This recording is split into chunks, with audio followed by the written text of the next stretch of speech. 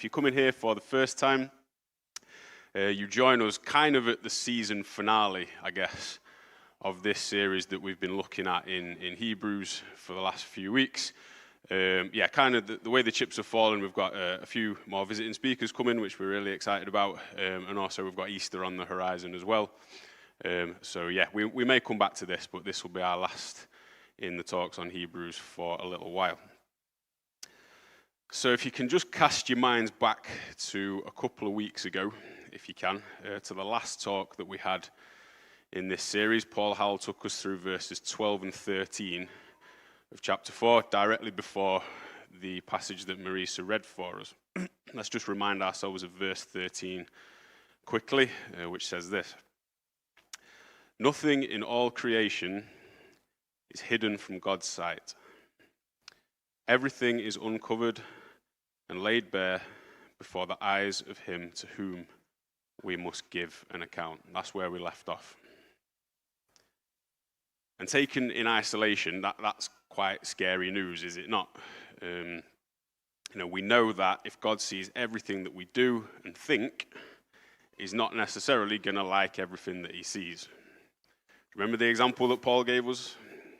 Imagine if all the things we've done and said, every attitude of our inner conscience, was printed out on A4 paper and pasted to the walls of this room. And you could freely wander around and read everything about us. We wouldn't hang around for very long, would we? That is the depth of insight that God has into our lives. And that's pretty scary. Now, if you look at verses 12 and 13 in a paper Bible, there's a break in the text just before you get to the one that we're going to look at today. If this was a TV series, this is where the episode would end. It's a bit of a TV cliche, isn't it? We've all seen it. Something really scary or worrying will happen in whatever you're watching, and then boom, the screen will cut to black and the credits roll, and you're sort of left with this hollow feeling of, what on earth's going to happen next? Is everything going to work out okay? Well, thankfully, there's a sequel to verses 12 and 13. God isn't going to let the story end there. Often the Bible will speak to us in very confrontational ways, but it's never without purpose and seldom without hope. Verses 12 and 13 are intended to grab our attention, but not just for the sake of it. There is a rhyme and reason to this. Sometimes in life, as we know, we need something to make us sit up and think, don't we? If we're going to avoid going down the wrong path. Case in point, I'm not the most organized person in the world, which will come as a surprise to no one, and I'm pretty good at procrastinating. There's plenty of times in the past where I've had bills to pay or admin of some kind to do, and you get the letters through the post telling you've got to pay something or provide some kind of information. Most of the time, I'm pretty good at ignoring them. But it's only when the big red, scary letter comes through my door, the final reminder, do I actually think, all right, yeah, I should probably do something about this right about now. Sometimes we need to be confronted for our own good. And what I think the writer to the Hebrews wants to emphasize as we travel into verse 14 is that we are in a place of need. Verses 12 and 13 bring us to a place of helplessness. We are exposed before God. We need help. And that is exactly what we need to realize if we're going to accept what he's going to tell us in verses 14 to 16. And there's a really, really old hymn, which I've quoted before, called "Come Ye Sinners Poor and Needy." And there's a verse in it that says this: "Let not conscience make you linger, nor of fitness fondly dream. All the fitness he requires is to feel your need of him." And that is the thrust of this section, I think. It's not to upset us or to make us feel inadequate or want to try harder. It's to make us feel our need of Jesus. And what we're going to see in today's text is the glorious, wonderful, amazing capability of Jesus to fulfill that need. So let's take a closer look then. We've already got the text on the screen behind me. It was quite nice when I was preparing this week to not have to think too hard about my structure for this talk. 3 verses equals 3 points in my book. So let's look at the first of those 3 verses up there, verse 14. Keeping in mind everything we've just thought about. Everything is uncovered and laid bare before the eyes of him to whom we must give an account. Therefore, since we have a great high priest who has ascended into heaven, Jesus the Son of God, let us hold firmly to the faith we profess. So let's not beat around the bush. I'm going to nick one of your phrases here, Paul, I'm sorry. This is one of the most important ideas in the Bible. Yeah? It really is. Jesus, the high priest. We get a tiny little reference to Jesus, the high priest, in chapter 2, verse 17 of Hebrews, but the writer from here on in is really going to start to put meat on the bones of this idea. This is a subject that will dominate on and off the next 6 chapters of Hebrews. We will be darting in and out of some of those chapters, so please bear with me. I'm hoping Martin will be able to follow along. I'm sure he will. But the idea of Jesus, the high priest, draws on thousands of years of Old Testament tradition and writing, right back to Melchizedek in Genesis, through to Levi and Aaron, and the pages and pages and pages in Exodus and Leviticus, all about the temple and what it should be made of, and the priests and what they should wear, the ornaments, the acacia wood, the linen ephods, the lampstands, all of it culminates with this idea. Jesus Christ is our complete, perfect, and final high priest. Countless books have been written on this subject by men and women with alphabets worth of letters after their name. I feel quite inadequate, to be honest, trying to explain this to you. But I'll tell you one thing. The fact that Jesus is my high priest thrills my soul all the way up to the brim. You know, don't be fooled by the linen ephods and lampstands and all of that. This is not a dry subject. Without Jesus as my high priest, I cannot have a relationship with God, and neither can you.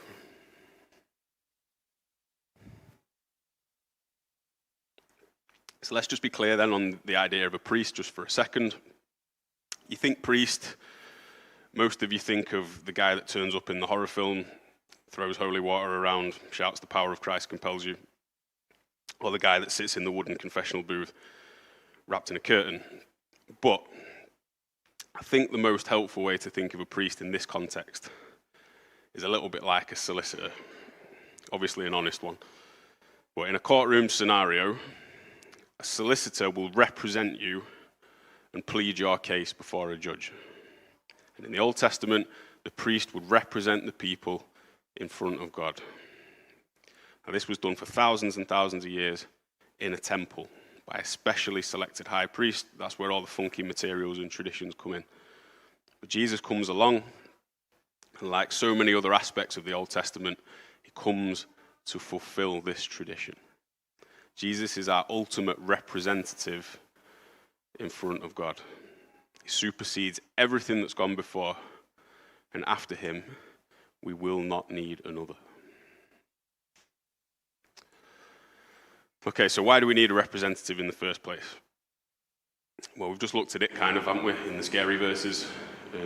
Based on what God knows about us and what he sees in the deep, dark recesses of our lives, we're not in a position to approach him. But despite this, we still need to come near to him, don't we? You know, where else can we go to find joy and peace? King David understood this after he was caught in sin and wrongdoing. He says in Psalm 51, "Do not cast me from your presence or take your Holy Spirit from me." We need a way to get close to God. So Jesus takes our case and agrees to represent us as our high priest. And as our high priest, back to verse 14, he has ascended into heaven.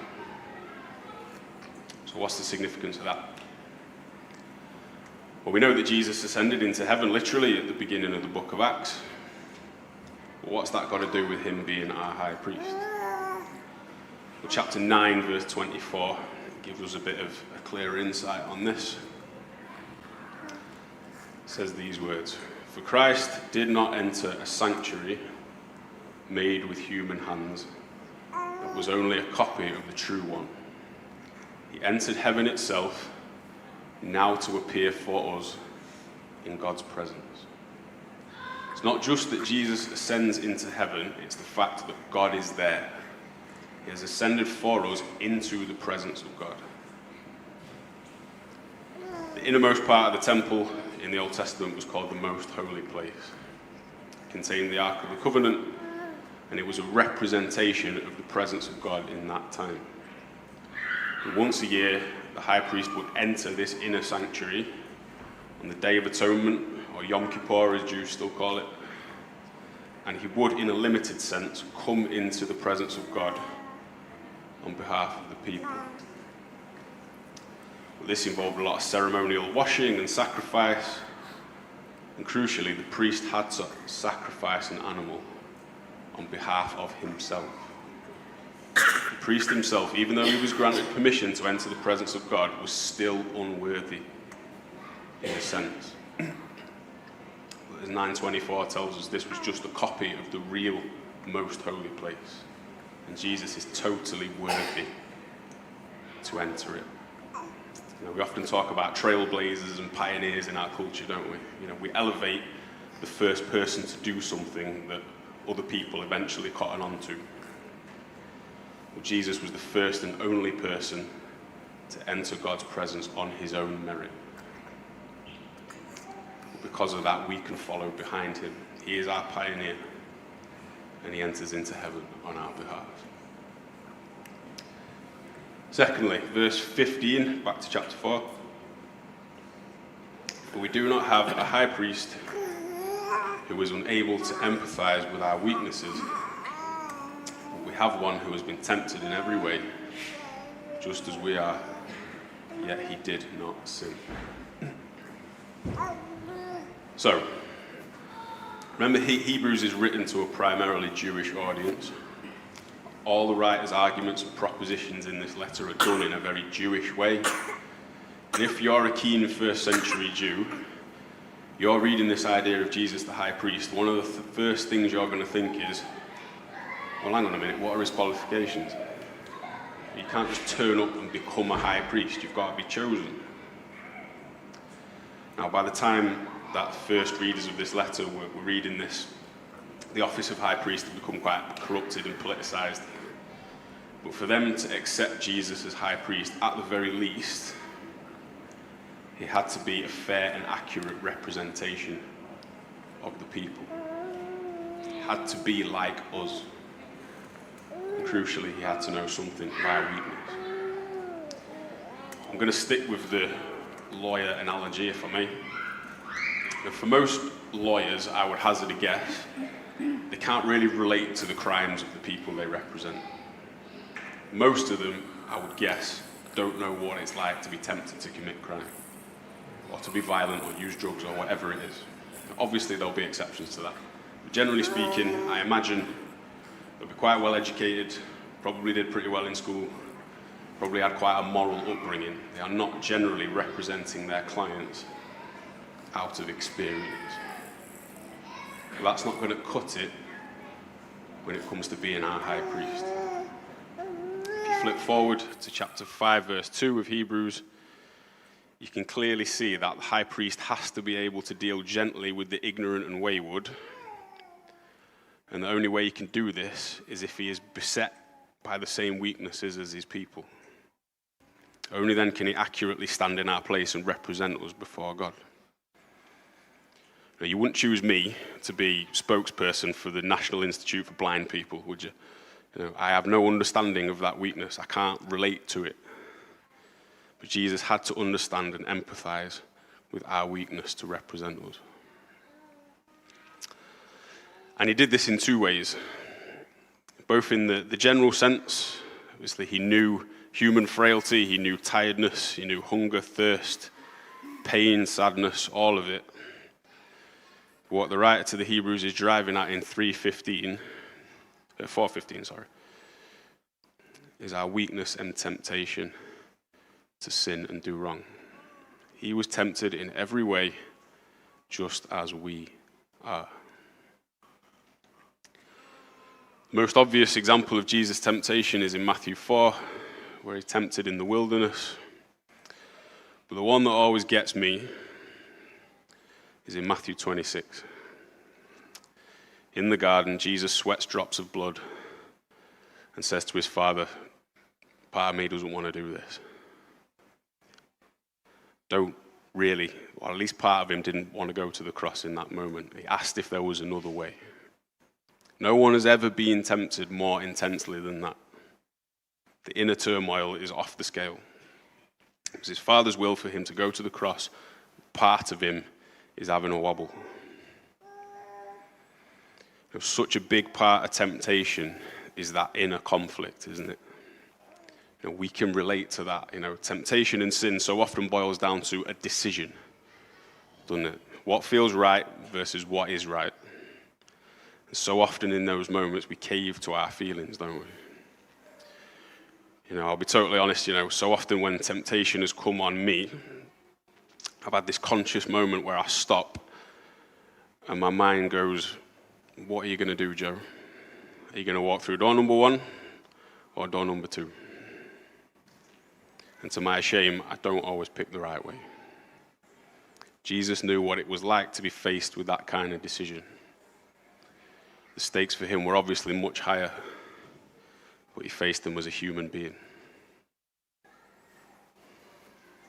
He was tempted in every way. There was no facet of humanity that was unknown to him except for one. As verse 15 rounds off with the emphatic statement that he was without sin. Yes, Jesus was tempted in the garden, but the crucial difference was he was able to defer to his Father's will and overcome it. Now, on the surface, this gives us a problem. How can Jesus be our high priest if he never sinned? We've touched on this a bit already. The priest had to make a sacrifice for his own sin on the Day of Atonement. Jesus had no need of this. So how can he be a truly authentic high priest? Well, the more you kind of delve into the book of Hebrews, certainly for me, the more I've started to realize that there's a huge mixed metaphor going on here. Jesus is our high priest. He performs that function perfectly, but he is also the sacrifice itself. Jesus makes an offering to God for us, but that offering is himself. He is both the sacrificer and the sacrifice, if that makes any sense at all. And if Jesus is going to be our sacrifice offered to God on our behalf, he has to be the lamb without blemish. He cannot be stained by sin. Otherwise, his sacrifice won't cover us. It won't be sufficient. It won't give us what we need. And the writer to the Hebrews kind of wants to stress to his audience that, look, the Old Testament Day of Atonement sacrificial system was great, but it was only ever an illustration of what's here and now. Don't try and apply it down to the last detail. It wasn't the blood of animals that took away the sin of the people back then. It was the blood of Jesus. Jesus fulfills the role of high priest, but only up to a point. And that point is that he offers no sacrifice for himself, only for us. But Jesus couldn't have achieved this if he had taken on every aspect of our humanity, i.e. our ability to do wrong. There has to be some separation. Ash very kindly lent me a book by a guy called Dane Ortland called Gentle and Lowly. And in it, he sums up this idea quite nicely. He says, imagine our sin, our wrongdoing, as like being trapped in a hole. For Jesus to rescue us, he can't be in the hole with us. He has to be outside of it to be able to pull us out. And his sinlessness means that he can pull us out and bring us to God. So finally, verse 16. Let us then approach God's throne of grace with confidence, so that we may receive mercy and find grace to help us in our time of need. Now, the first little segment of this verse is quite unique. That phrase, throne of grace, feels quite familiar to us if we've been around sort of church circles for a little while. You know, it's something that, to me at least, it feels part of our Christian vocabulary. So you might be surprised to learn that this is the only place in the Bible that this phrase appears. It doesn't show up anywhere else. And if you break it down, throne of grace is almost a contradiction in terms, isn't it? Thrones aren't often considered particularly gracious places. No, certainly not throughout history, and certainly not to the people reading this for the first time. If, in the very unlikely event that you were granted an audience before a king or an emperor, I imagine there would be a good deal of bowing and scraping involved.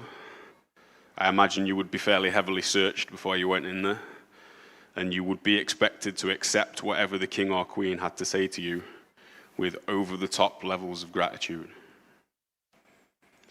Now, in a similar way, the Old Testament priests going into the most holy place on the Day of Atonement, I'm pretty sure they would have been quite frightened doing that. You know, if you read 2 Samuel, you'll read the horrific account of the guy that reaches out his hand to stop the Ark of the Covenant from falling in transit, and he drops down dead. You know, the priests no doubt would have known the consequences of approaching the most holy place without the proper preparation.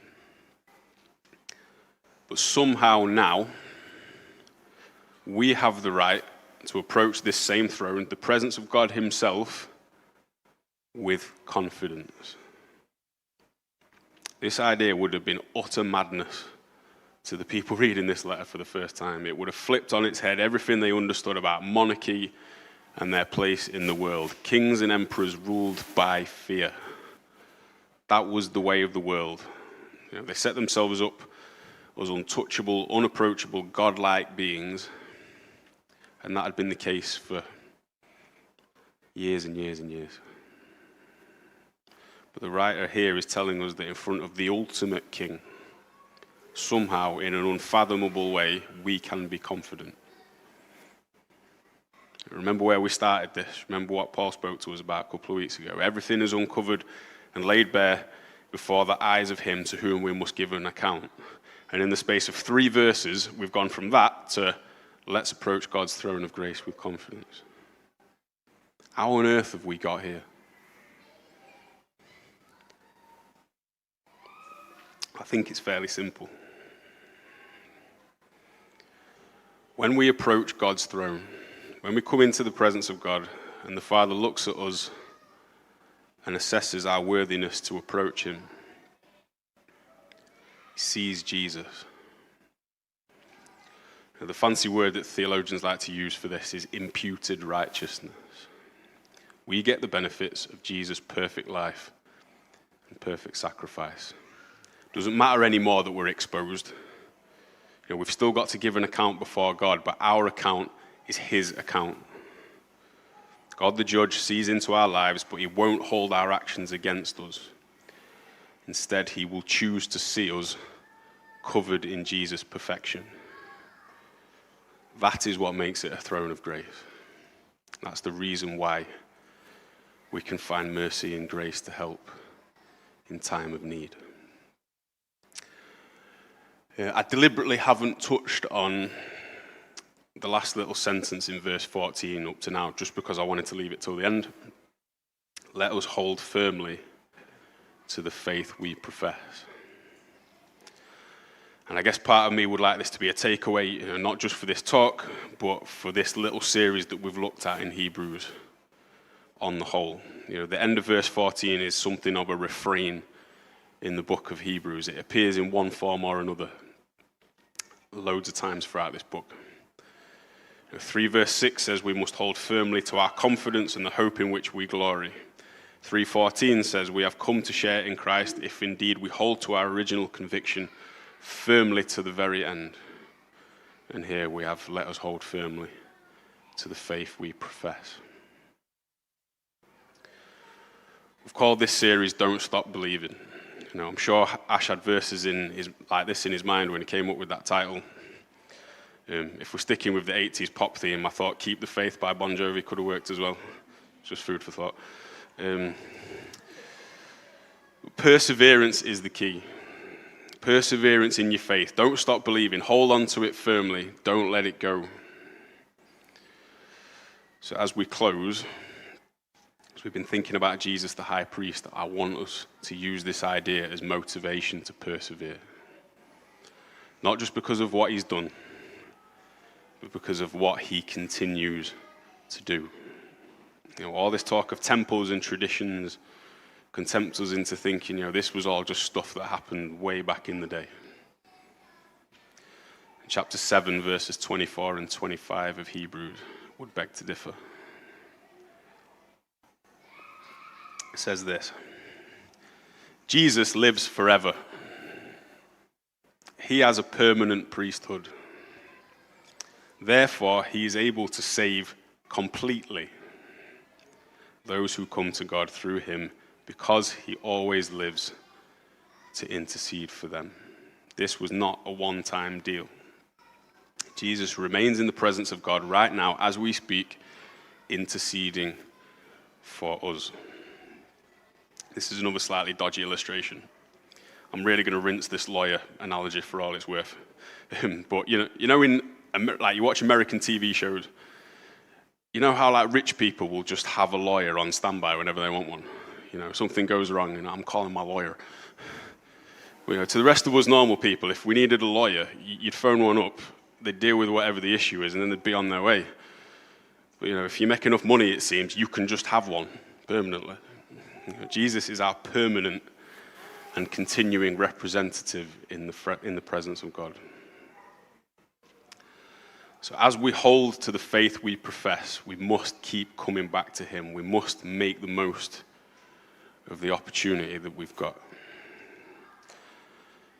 I don't know if this sounds familiar to anyone, but in my darker moments, when I mess up, or I can't seem to get past repeated sins and failings, or I waver in my faith, I convince myself that I have exhausted Jesus' ability to represent me. I doubt his credentials. I think I've gone too far. Can't get me out of this one this time. But Jesus' priesthood is permanent. He's praying for us as we speak. He always lives to intercede for us.